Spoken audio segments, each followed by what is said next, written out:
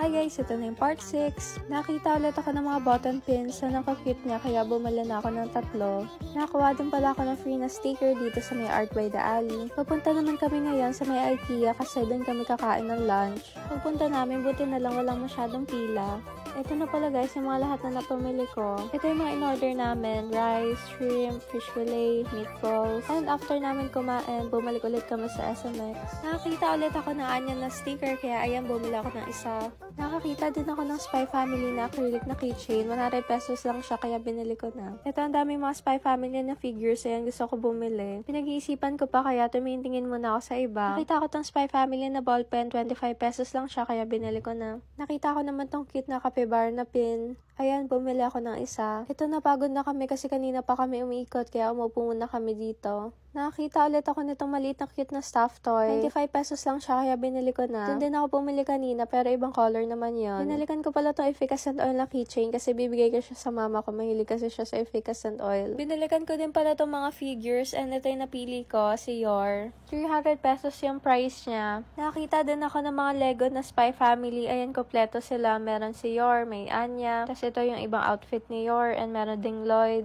Ayan, namili ako. Ito si Yor yung pinili ko. 200 pesos naman to. Comment kayo kung gusto nyo na part 7.